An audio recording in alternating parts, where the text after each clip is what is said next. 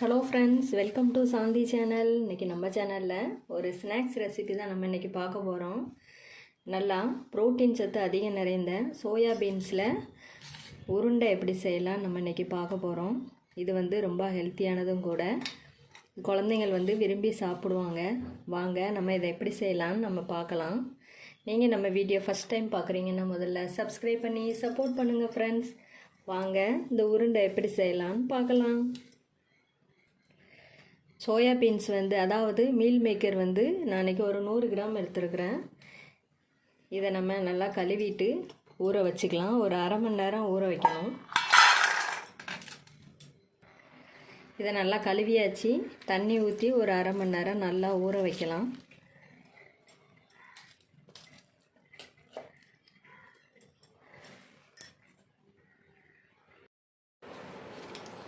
அரை மணி நேரம் ஆயிடுச்சு. பாருங்கள், நல்லா சோயா பீன்ஸ் நல்லா ஊறி இருக்குது. இதில் உள்ள தண்ணி எல்லாத்தையும் நம்ம பிழிஞ்சு எடுத்துக்கலாம். ஒரு தண்ணி இருக்கக்கூடாது. இந்த மாதிரி நல்லா பிழிஞ்சு எடுத்துக்கலாம்.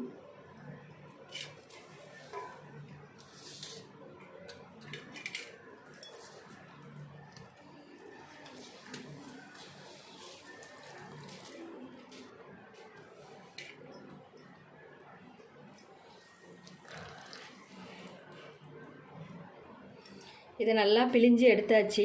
இப்போ நம்ம ஒரு மிக்ஸி ஜாரில் அரைச்சி எடுத்துக்கலாம். ஒரு மிக்ஸி ஜார் எடுத்துருக்கேன். இதில் 3 ஸ்பூன் பொட்டுக்கடலை சேர்த்துக்கலாம்.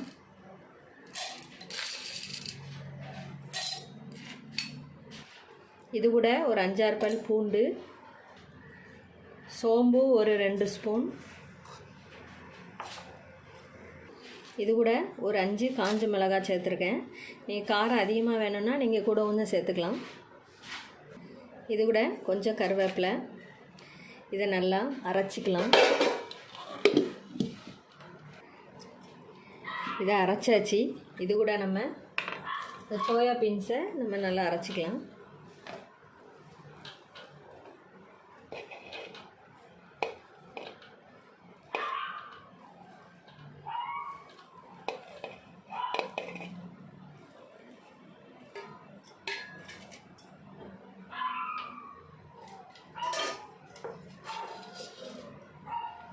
இது கூட கொஞ்சம் கல் உப்பு ஆட் பண்ணிக்கிறேன்.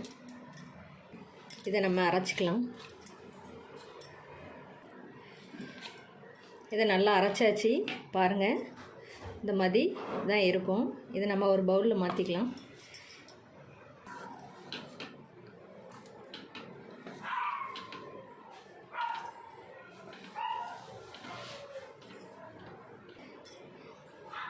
இது கூட பொடியாக கட் பண்ணி வச்சுருக்கிற வெங்காயம், பொடியாக கட் பண்ணியிருக்கிற கருவேப்பிலை,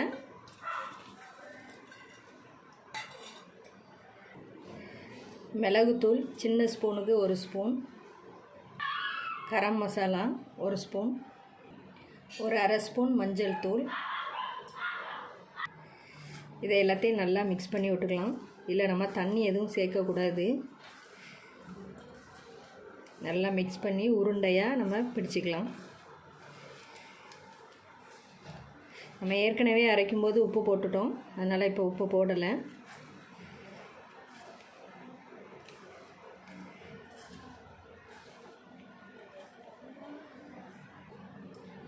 நல்லா மிக்ஸ் பண்ணியாச்சு. இதை நம்ம இப்போ உருண்டையாக பிடிச்சிக்கலாம். இந்த மாதிரி ரொம்ப அழுத்தம் கொடுக்காம இந்த மாதிரி பிடிச்சி ஒரு பிளேட்டில் வச்சுக்கலாம்.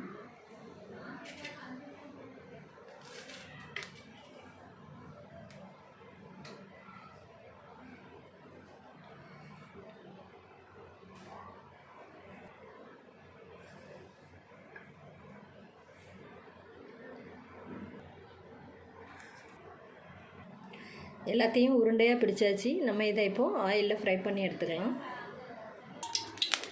கடாயில் ஆயில் ஊற்றிருக்கேன். ஆயில் சூடாகட்டும். இந்த உருண்டை எல்லாத்தையும் நம்ம அதில் பொரித்து எடுத்துக்கலாம். ஆயில் சூடாகிடுச்சு. இப்போ நம்ம இந்த உருண்டையை ஃப்ரை பண்ணி எடுத்துக்கலாம்.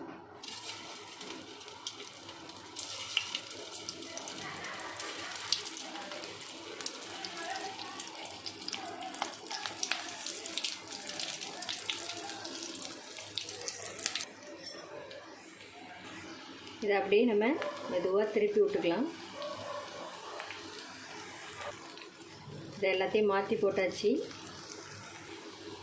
இதை இப்போ நம்ம எடுத்துடலாம்.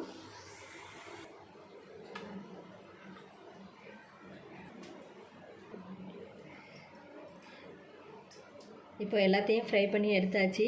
சோயாபீன்ஸ் உருண்டை ரெடி ஆயிடுச்சு. இது டேஸ்ட் ரொம்ப சூப்பராக இருக்கும். நீங்களும் இதே மாதிரி ட்ரை பண்ணி பாருங்கள் ஃப்ரெண்ட்ஸ். இந்த ரெசிபி உங்களுக்கு பிடிச்சிருந்துச்சுன்னா லைக் பண்ணுங்கள், கமெண்ட் பண்ணுங்கள். நம்ம சேனலில் நிறைய வீடியோ இருக்குது. நீங்கள் அதை பார்க்கணுன்னா சாந்தி சேனலை சப்ஸ்கிரைப் பண்ணிடுங்க. சைடில் உள்ள பெல் பட்டன் கிளிக் பண்ணி வைங்க. அப்போ தான் நான் போடுற ஒவ்வொரு வீடியோவும் உங்களுக்கு உடனுக்குடன் வரும். தேங்க்ஸ் ஃபார் வாட்சிங் ஃப்ரெண்ட்ஸ்.